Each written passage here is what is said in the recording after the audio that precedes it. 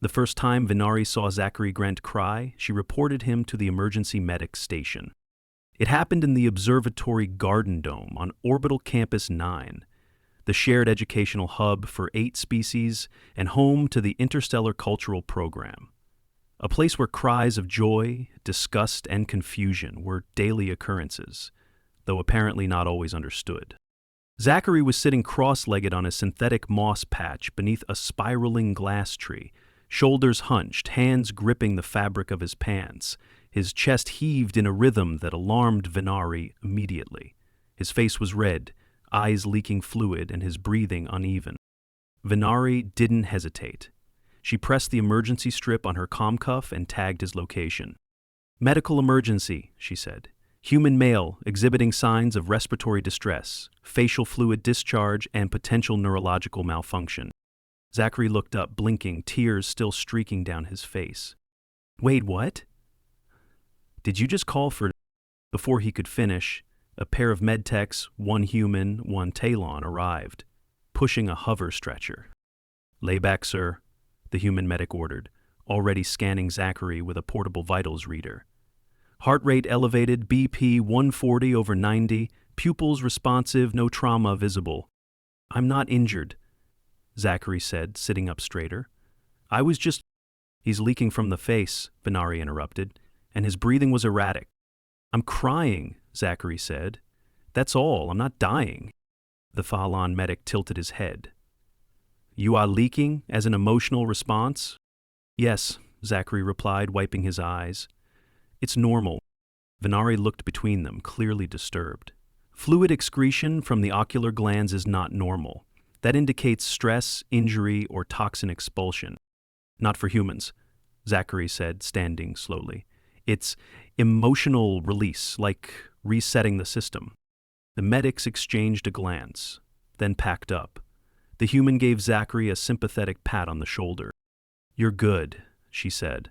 "But maybe try not to cry so dramatically in public next time. You scared the alien kid."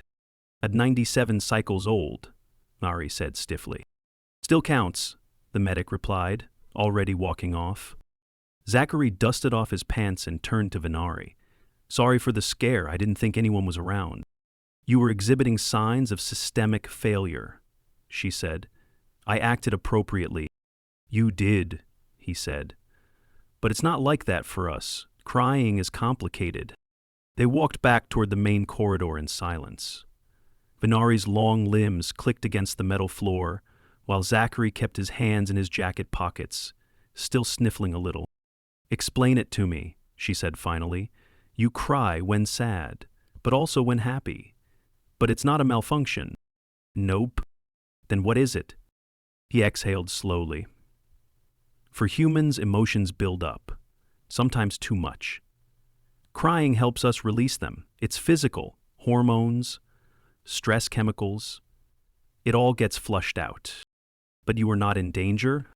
"Not physically, no." "Then why cry?" "Because I miss my sister." She stopped walking. "She is dead?" "No, just far, Earthside.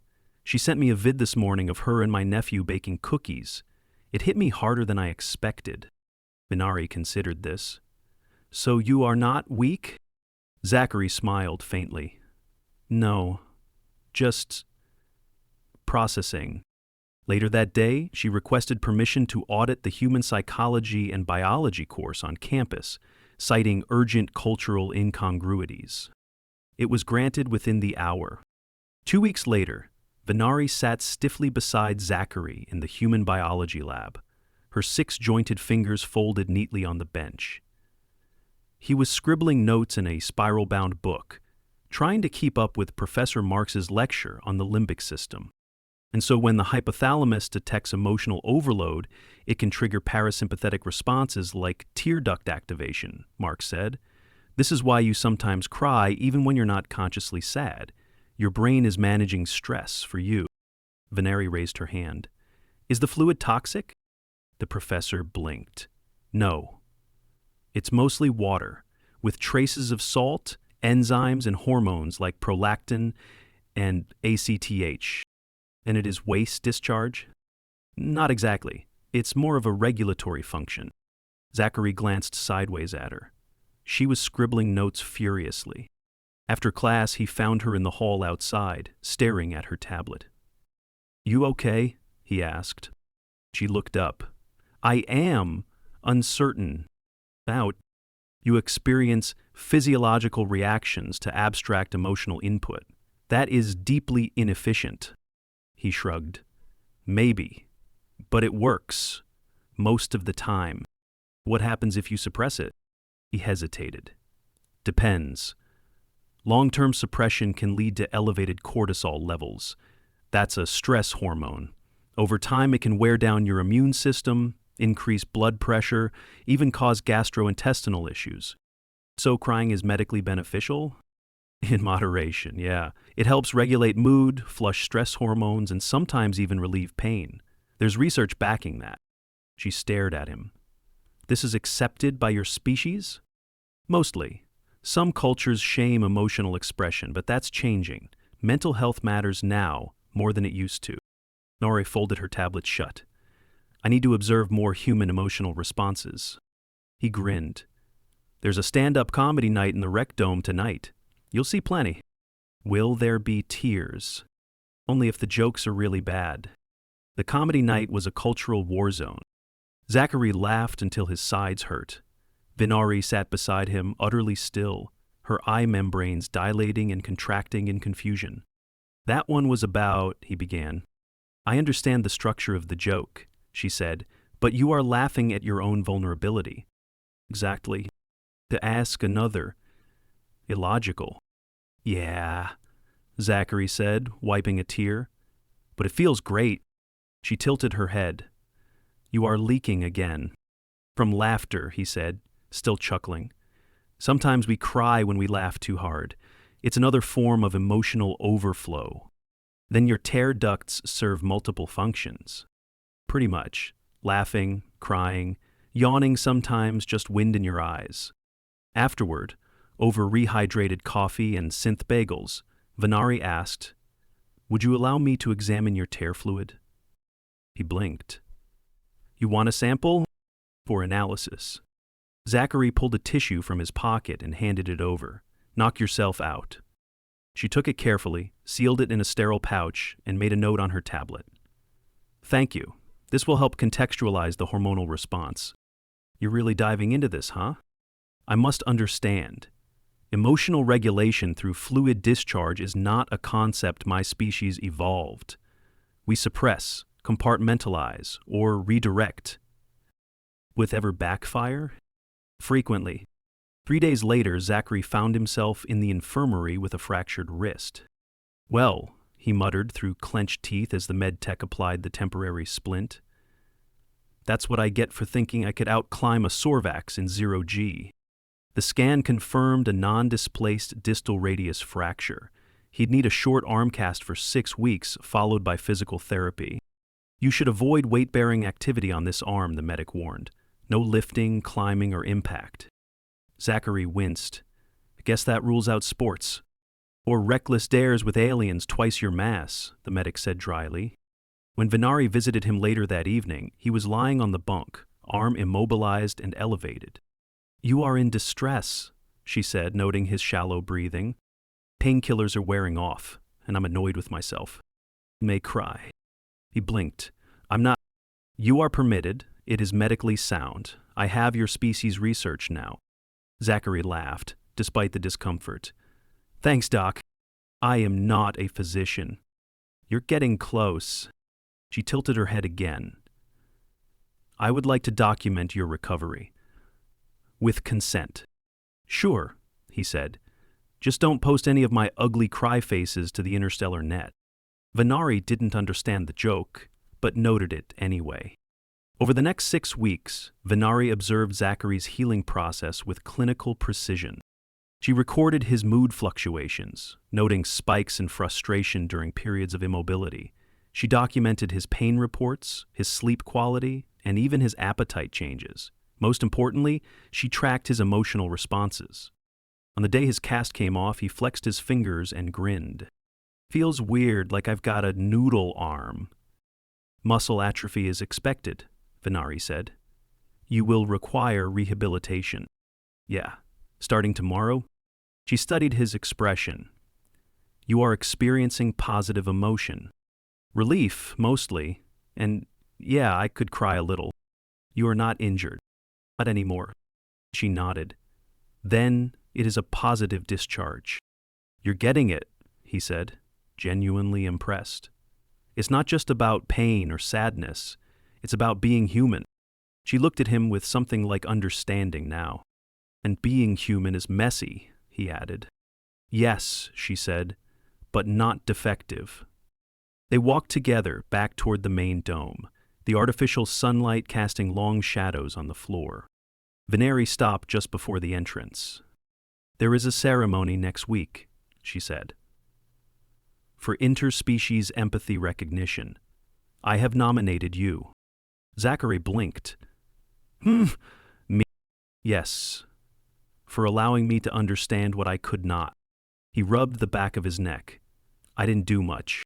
You cried, she said, and explained why. That was significant. He smiled. Guess sometimes tears do mean something good. Yes, she agreed. They mean you felt something important. And with that, they stepped into the light.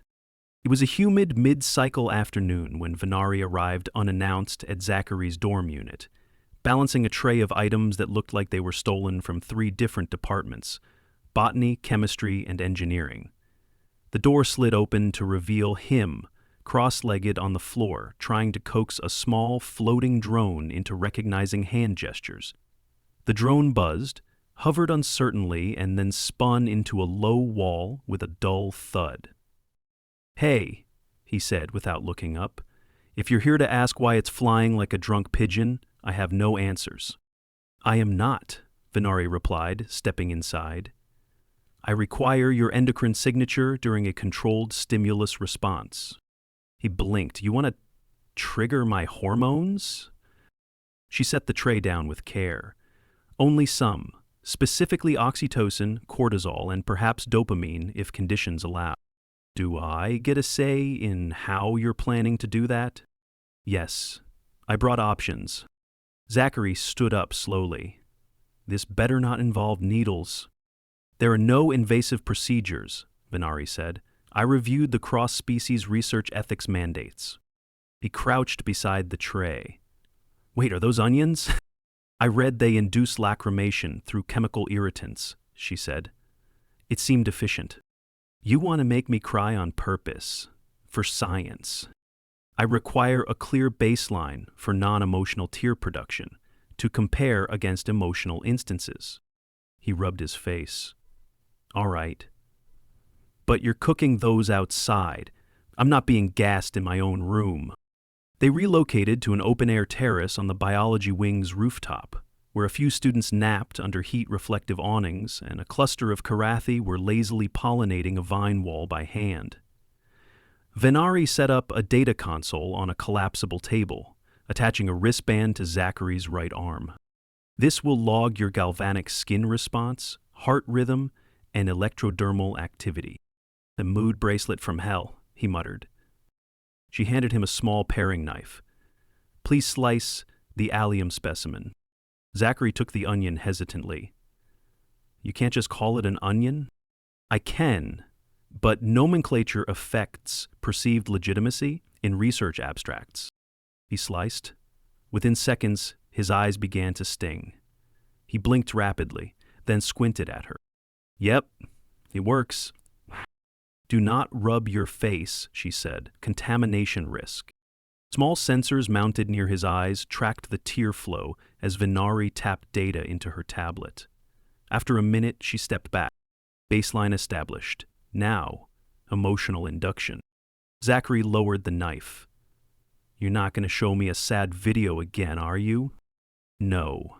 I have constructed a multi-sensory memory prompt. She handed him a sealed pouch. It smelled faintly of cinnamon and something like melted plastic. He sniffed it more cautiously. Based on your earlier description of your sister's baking, I synthesized the scent profile using aroma compound databases. Zachary blinked. You replicated the smell of my sister's cookies? I approximated it. I lack fine olfactory receptors, but the data suggested it would be sufficient. He held the pouch against his nose and took a slow breath. His expression shifted not immediately, but gradually, like a memory catching up to him. His shoulders slumped slightly. He closed his eyes. After a moment, he exhaled shakily. That's damn close. Tears welled up, unforced this time. Vnari monitored the sensors. Tear volume has increased by 20%. Heart rate elevated, pupils dilated. This is congruent with emotional recall. Zachary nodded, voice hoarse. Yeah. That's real. He waited until the monitor stabilized again before removing the wristband. Thank you. He sat back, wiping his face with his sleeve. You really went all out for this. I needed to understand the nuance. Your species uses the same biological pathway for pain, nostalgia, joy, and grief. That is, functionally inefficient, but evolutionarily fascinating. We're a mess, Zachary said. But we're good at surviving it. Vnari packed up her equipment. You said once that suppression leads to physiological degradation. I reviewed your studies. Yeah, you are correct. Chronic emotional suppression correlates with higher disease incidence, lower immune resilience, and reduced cognitive flexibility. Your emotional expression is not merely cultural, it is medically necessary. Zachary glanced toward the far edge of the terrace, where the Korathi students were feeding pollen to a fluttering drone. So, crying isn't weakness, it's maintenance. Precisely. He looked at her. You ever wish your species had that option? Vnari didn't answer right away. Instead, she carefully sealed the data capsule and placed it in her satchel. We reroute emotional stimuli through decision matrices, she said finally.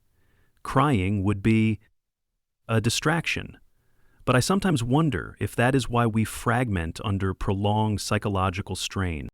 Zachary leaned back on his elbows. You don't say. Later that week, during the Cultural Physiology Symposium, Vnari presented her findings. The audience was mostly non-human representatives from the Glanthi, Ruvex, and Toloi clusters, along with a smattering of humans and 2 lagging Drenari scholars who arrived late and smelled faintly of algae. She stood at the center of the presentation hall, a holographic model of the human lacrimal system projected behind her. While initially presumed to be a byproduct of ocular maintenance, she began, human tear production serves a dual regulatory function, managing both physical and psychological states. This redundancy is not inefficient, it is adaptive. The room was silent. A Ruvex elder tilted his cranial crest in contemplation. Are you asserting that humans possess a built-in emotional detoxification system? Yes, Vnari replied. And it is voluntarily accessible, socially reinforced, and biochemically restorative. The Glanthi linguist raised a limb. But they leak in public. This is not considered shameful? Zachary, seated in the back row, raised his hand. Most of us don't see it that way. If you're hurting and you can't let it out, it just builds. Better a few tears than an ulcer. Another ripple of murmurs followed. A few of the older delegates exchanged looks. After the presentation, as the attendees filed out, the Ruvex elder approached Zachary directly. Human, he said. You are a strange species. We get that a lot. The elder paused. But perhaps not as fragile as we assumed. Zachary smiled. Takes a lot of strength to fall apart and come back together. Back in the dorm wing that evening, Zachary found Vnari sitting alone under the glass tree in the observatory garden. She was staring upward as artificial stars cycled through dusk. He sat beside her, resting his arms on his knees. They liked your presentation. They were disturbed. Same thing sometimes. Vnari tilted her head. Your kind resists emotional restraint. You allow yourselves to feel completely. He nodded. That's how we stay sane, or try to. She turned toward him. If I could cry, I might understand you better. You don't have to cry to get it, he said. You just have to know what it feels like to need to. They sat in silence for a while, watching the stars fade into simulated night. Eventually, Nari pulled out her tablet, opened a blank research log, and typed a single sentence. Emotional discharge among humans is not dysfunction. It is design. Then she set it aside and looked up at the sky again. Quiet, but no longer confused. The morning after the symposium, Zachary found himself sitting on the edge of the hydroponics bay's water channel, feet dangling just above the filtration grates. A few trails of condensation clung to the cuffs of his pants, soaked in the mist drifting from the nutrient misters every few minutes. He was chewing on a stalk of something vaguely celery-adjacent, watching a cluster of transparent eels slither through the nutrient slurry below. Vnari approached with a slow, measured pace, her gait slightly stiffer than usual. She didn't speak until she was next to him. You did not attend the post-symposium debrief? Zachary tapped his foot against the edge of the channel. Didn't see the point. I wasn't on the panel. You were referenced directly by 3 presenters. Yeah, and I'm still not sure whether that was flattering or just weird, he said. One of them called me an unstructured endocrine anomaly. That's a compliment now? Contextually, yes. He offered the stalk. Try this. Bitter as hell, but it clears your sinuses. She took it, examined it, and then placed it carefully aside without tasting it. I require your assistance with a practical follow-up. You want me to cry again? No. You have done enough. He raised an eyebrow. Then what's the assignment? Vnari sat beside him, folding her arms in a way that always reminded him of someone trying not to fidget. We are conducting resilience analysis across species. The faculty requested a demonstration of human stress tolerance using controlled environmental pressure.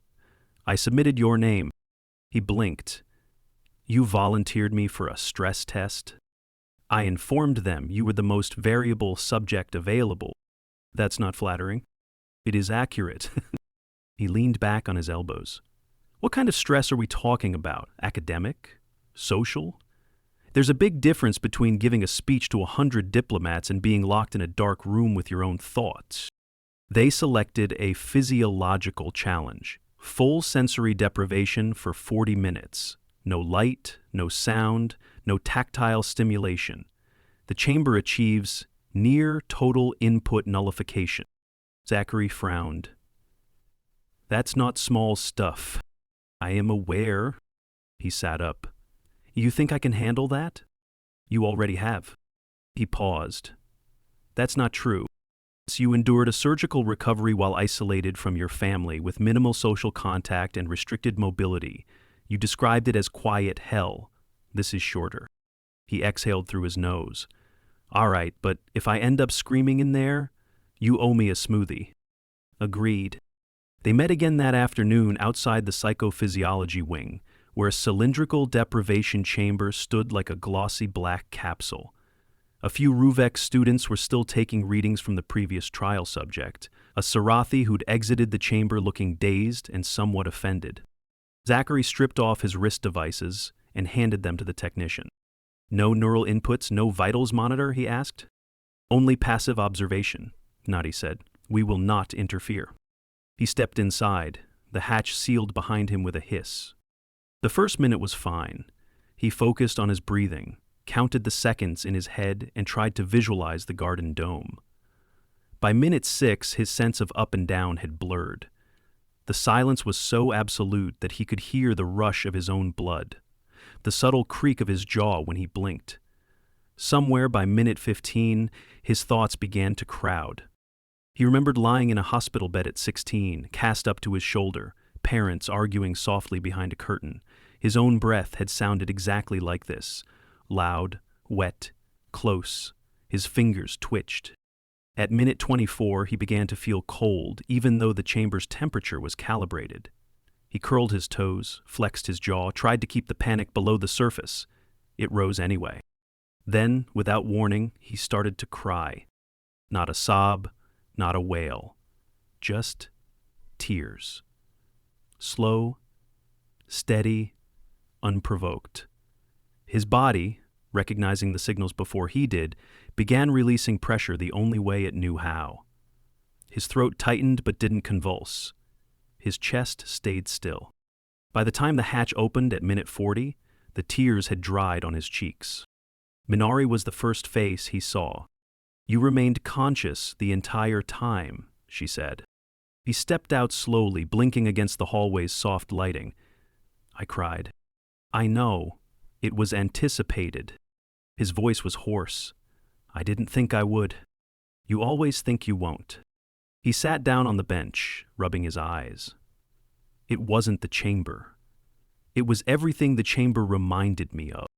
"That was the point," she said, "to observe adaptive mechanisms under sensory void." He looked up. "You wanted to see if I'd fall apart." "No. I wanted to see how you'd come back together." He gave a dry laugh. "Well, I'm here. Bit dehydrated, but intact." She handed him a hydration pouch without comment and sat beside him. "You were monitored by 12 observers across 5 species," she said. "They noted the tear response and found it confusing." Of course they did. "But they also recorded your recovery period. You stabilized faster than the previous 3 subjects." "Because I cried?" "Because you didn't resist it." He sipped the pouch, then looked at her sideways. "You're doing all this for a research grant?" "I already received the grant." "Then what's all this for?" She hesitated. "It began as research. It is now understanding." Several hours later, Zachary returned to his dorm, exhausted but strangely content. He found a small data chip on his desk, labeled simply Vnari's field code. He slotted it into his console. A holographic screen projected above the desk, displaying a report titled Adaptive Emotional Regulation in Homo Sapiens, Functional Analysis and Cross-Species Implications. The first line read, "The lacrimal response of humans is not failure, it is recalibration. Where other species endure in silence, humans reprocess through visible vulnerability. This is not weakness. This is endurance with an outlet." He read the entire report twice before shutting the console off. Later that evening, he returned to the hydroponics bay, alone this time. The eels were still drifting through the current, and the mist still clung to the air. He sat in the same spot, feet just above the water, and let the calm settle in. No tears this time, just quiet and understanding.